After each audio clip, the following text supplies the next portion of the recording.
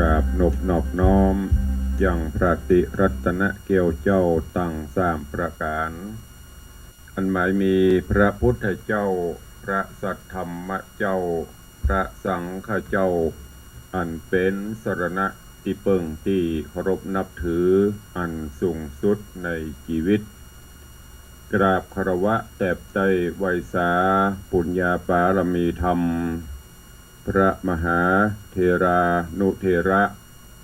เจ้าคณะพระสังฆาธิการภิกขุสงฆ์สามเณรจุตนจุองค์ด้วยความเคารพขอเจริญสุขเจริญปอนญาติโยมสาธุชนติ่นจองห้องวัดพุทธบริษัทยิ่งใจทุกท่านก็ขอน้อมต้อนรับทุกท่านเข้าสู่รายการมรดกธรรมกำเมืองทางสถานีวิทยุกระจายเสียงพระพุทธศาสนาแห่งชาติและสังคมคลื่นเพื่อการศึกษาพระพุทธศาสนาและวัฒนธรรม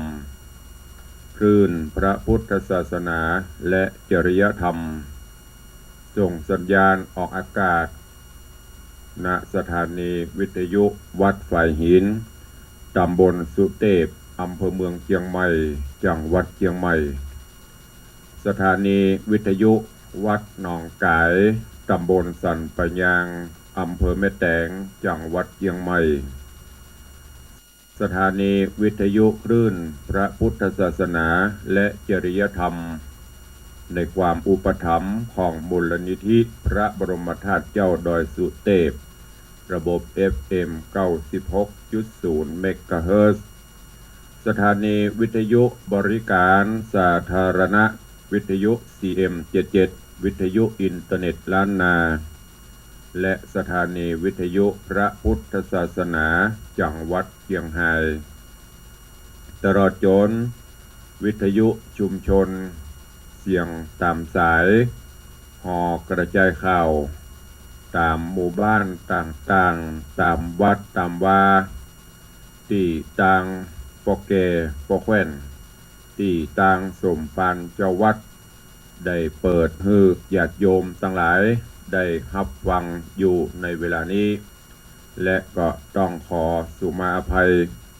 หากเสียงตามสายก็ดีหอกระจายข่าวก็ดีเนอะตามหมู่บ้านตามวัดตามวาที่เปิดให้ฟังอาจจะรบกวนญาติโยมศรัทธาพ่องก็ต้องขอสุมาอภัยแทนครูบาอาจารย์แทนพ่อแก่พ่อแคว้นแต่ละวัดละวาละบ้านละจองตัวก็บางท่านก็อย่างคนว่าจับใจแห้งบ่แน่ใจกาจับใจครูบาบ่ถูกใจพระน้อยอย่างพระนาดิสมเจสีพระจังหวานบางเตื้อก็อาจจะรบกวนเวลาพักผ่อนกาเพราะมันเปลี่ยนการเวลาก็จะได้กระตามสุมาอภัยกับทุกท่านด้วยเนอะพร้อมกันนี้ก็ขอยกมือ10 นิ้วกราบถวายการต้อนรับและเจริญพรต้อนรับครูบาอาจารย์พระเจ้าประสงค์องค์เนนตลอดจนสาธุชนญาติโยม FC แฟนรายการทุกท่านที่ได้ติดตามรับฟังรับชมทั้งภาพและเสียงทางสถานีมรดกธรรมวัดวังสิงห์คำที่กำลังไลฟ์สดสู่ Facebook ไลฟ์ต่างทีวีวัดฝ่ายหิน104ธรรมะคลายเครียดต่าง YouTube หน้าจอ YouTube และก็ต่างหน้าจอ Facebook ไลฟ์ของญาติธรรมครูบาอาจารย์ที่กำลังติดตามรับชมอยู่ในเวลานี้แล้วก็ได้เมตตาได้กดแชร์บุญแชร์เสียงธรรมนี้สู่ญาติธรรมปะกันวันนี้อากาศก็จะเย็นซะหน่อยในช่วงนี้ก็เดียวก็เย็นก็เดียวก็อุ่นก็เดียวก็ร้อนนะก็มันจะเป็นเช่นนี้ไปอยู่เรื่อยๆเจอเนอะเพราะสภาพภูมิอากาศสภาพภูมิประเทศมันเปลี่ยนแปลงไปกันหนาวก็บ่หนาวเหมือน หมอกปอให้พอดีถ้าตามในหัวในเวียงนี้ที่ปอห้องว่าป่าคอนกรีตก็จะบ่ปอให้ตัวใดแต่ถ้าไปตามชนบทไปตามภูเขาไปตามเชิงเขาชานเมืองก็จะเย็นหรือถ้าขึ้นไปต่ำดอยอย่างดอยสุเทพดอยอินทนนท์นี่อันนี้จะเย็นองศาจะลดลงด้วยความเป็นห่วงเนอะก็ขอให้ครูบาอาจารย์เฮาและบ่ออกไม่ออกศรัทธาดูแลสุขภาพกันคือความอบอุ่นกับร่างกายแล้วก็กินอาหารที่มันมีประโยชน์นะ ที่เป็นประโยชน์ดูแลสุขภาพกันไปประคับประคองธาตุขันธ์กันไปบ่คือได้เจ็บใครได้ป่วยอย่างเนอะแล้วก็วันนี้อาจจะเป็นวันครบรอบอายุวัฒนมงคลหรือว่าวันเกิดของท่านผู้ใดก็ขอให้เจ้าของวันเกิดวันนี้จงมีความสุขกายสุขใจอยู่เย็นเป็นสุขไปปรารถนาใดก็ขอให้สม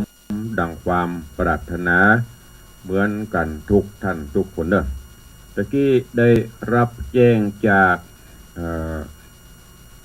โยมป่อก็คนบอกว่าวันนี้รู้สึกว่าจะมีคลื่นปอสุวรรณมีคลื่นแทรกคลื่นรบกวนนักหน่อยเนอะบ่ค่อยดีบ่ค่อยชัดก็ต้องขอสุมาอภัยเนอะเพราะว่าอย่างที่ได้บอกไปคลื่นความถี่นั่นมันไปตัวอากาศบางเตื้อก็อากาศดีคลื่นก็จะชัด มันอย่างคนเท่านี้เนาะคลื่นก็เหมือนเดียวกันบางวันถ้ามีอย่างรบกวนก็แจ่มใสสบายสบายบางวันถ้าร่างกายต้านบ่ไหวก็จะมีวัดพ่องเป็นจืดๆเหนื่อยๆพ่องวิทยุคลื่นก็ถ้าจะย้านก็เดียวต่างตันพอเพิ่นก็คงจะปรับปรุงเพราะว่าบางครั้งมันมีลมมีอย่างกาสัญญาณอินเทอร์เน็ตกานี่มันประกอบกันหลายอย่างเนอะต้องขอสุมาอภัยกับญาติธรรมญาติโยมที่ฟังอยู่ต่างบ้านต่างจองที่ฟังอยู่ต่างสถานีวิทยุตัวก็วันนี้ ก่อนที่เฮาจะได้ตักได้ตายครูบาอาจารย์ญาติโยมตลอดจนสาธุชนที่ฟังอยู่ทั้งต่างบ้านต่างจองแล้วก็ต่างหน้าจอ Facebook ไลฟ์ก็ขอนำเอาเรื่องราวธรรมะข้อคิดต่างๆมาฝากฟังก่อนญาติโยมก็ให้ฟังทำข้าว ให้ฟังทำเรื่องก็ใจเย็นๆกันแหมสักหน่อยเนาะช่วงนี้ตุลุงก็ขอนำสาระข้อคิดเรื่องราวต่างๆมาอู้มาเอ่ยมาปะกันสักระยะแล้วก็ค่อยฟังทำข้าวกันไปเพราะว่ารายการนี้มีตึงหน้าจอ Facebook มีตึงสถานีก็เอาใจหมดเนาะตึงผู้เฒ่าผู้แก่ตึงญาติธรรมญาติโยมพ่อบ้านแม่บ้านคนหนุ่มคนกำบางที่ก็ลูกหลานฟังตัวก็เลยบรรยายธรรมไปพ้องเอาข้อคิดเรื่องราวประเพณีวัฒนธรรมอย่างมาอู้คือญาติโยมทั้งหลายสลับซับเปลี่ยนกันไปก่อนโดยเฉพาะแม่อุ้ยพ่ออุ้ยก็จะไปฟังเบื่อหน่ายกันเนอะ อยู่เป็นกู้กันไปในช่วงนี้ก็ทาง Facebook ไลฟ์หน้าจอก็จะมีครูบาอาจารย์พระเจ้าพระสงฆ์ FC แฟนรายการเข้ามากันเรื่อยๆนักขึ้นก็ต้องขออนุโมทนาขอบคุณด้วยเรื่องที่จะนำมาฝากกับพ่อออกแม่ออกศรัทธาญาติโยมทั้งหลายในวันนี้ก็คือหน้าที่ของคนหน้าที่ของตนญาติโยมทั้งหลายการปฏิบัติหน้าที่อย่างต่างๆในปัจจุบันนี้บางเตื้อมันก็จะล้ำกันไปก็มี บางที่ก็เกินหน้าที่ก็มีบางที่ก็หน้าที่มีบัตรทำก็มีเนี่ยมันก็เลยสับสนโอลหม่านบางเตื้อเป็นนี่ไปทำอันปุ้นเป็นอันปุ้นมาทำอันนี้เพราะว่าไม่รู้หน้าที่หรือบกพร่องต่อหน้าที่เป็นอย่างพ้องหน้าที่อย่างพ้องมีเปิ้นกล่าวไว้เป็นบทกรหน้าคิดหรือว่า เป็นอันนี้เพิ่นบอกว่าหน้าที่ชาวประมงคือหาปลาหน้าที่พ่อค้าก็คือหาผลกำไรหน้าที่ของศิลปินก็คือสร้างศิลปะหน้าที่ของพระก็คือสอนมนุษย์ฟังแล้วก็ ซึ้งนะหน้าที่ของแต่ละคนแต่ละท่านหน้าที่เจ้าประมงก็เสาะหาปลาหน้าที่ของพ่อค้าก็เสาะหากำไรค้าขายจะได้จะคือมันมีกำไรเบื่อมันขาดทุนปุดตื่นหน้าที่ศิลปินก็สร้างศิลปะต่างๆสร้างเสียงหัวเราะสร้างเสียงอย่างคือเพื่อนได้มีความม่วนหน้าที่ของตู้พระก็คือสอนธรรมะคือมนุษย์ปุถุชนทั้งหลายญาติโยมท่านทั้งหลายหน้าที่หมายถึงกิจที่จะต้องทำหน้าที่หมายถึงกรรมที่จะต้องประกอบ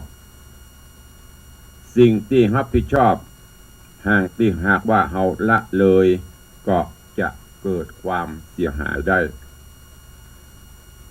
ดังกรรมที่ว่าคนจะดีจะเสียอยู่ที่หน้าที่เพราะหน้าที่บอกให้รู้ถึงฝีมือหรือความสามารถของแต่ละท่านแต่ละบุคคลดังนิพนธ์ที่เพิ่นว่าหน้านอกบอกความงามหน้าในบอกความดีหน้าที่บอกความสามารถท่านทั้งหลาย ประการที่สำคัญเมื่อเรามีหน้าที่เราก็ต้องรู้จักหน้าที่เรามีหยังเราเป็นไผเป็นอะหยังพ้องนับตั้งแต่เป็นพ่อเป็นแม่หน้าที่พ่อหน้าที่แม่มีอะหยังเป็นพ่อแก่หรือผู้ใหญ่บ้านเป็นพ่อแขว่นหรือพ่อกำนันมีหน้าที่หยังเป็นนายอำเภอเป็นผู้ว่าเป็นนายกเป็นทุกอย่างทุกเนี่ยที่กำลังมีหน้าที่สปันเนี่ยเปิ้นเฮยยิ่งอย่างพ้องเป็นตุเป็นพระเปิ้นเฮยยิ่งอย่างพ้องเป็นลูกวัดลูกวาเปิ้นเฮยยิ่งอย่างพ้องเนี่ยมันมีเราต้องรู้หน้าที่ปฏิบัติหน้าที่แล้วก็บรรลบเลี่ยงเบี่ยงบ่ายหน้าที่หูกูลของหน้าที่